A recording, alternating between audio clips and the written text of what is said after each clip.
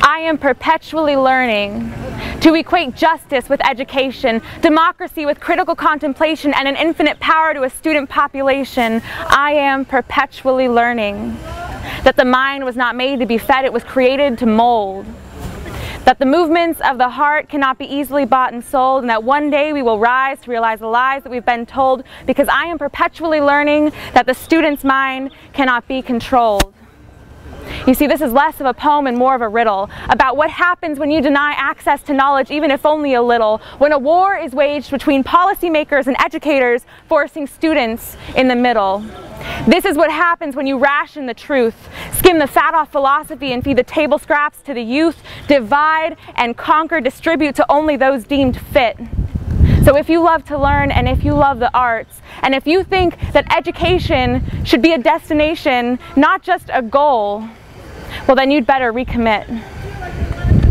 This is what happens when you say freedom for few, justice for some, and equality for only those who can afford it, who have historically always been able to afford it. I'm here to tell you that we have a problem. When our community college system no longer reflects the communities that they are serving, when we start to notice trends and patterns in the policies that we're observing, wherein streamlining education becomes the main incentive, I would hope that students are becoming more and more aware, more and more skeptical, and increasingly attentive. For the fabrics of tomorrow are woven with the cloths of today. And if we want a better future for ourselves and for our communities, critical education is the only way. And if half of us are left without a voice, well, the other half might as well be too. Because when the student population is speechless, there isn't much else that the world can do.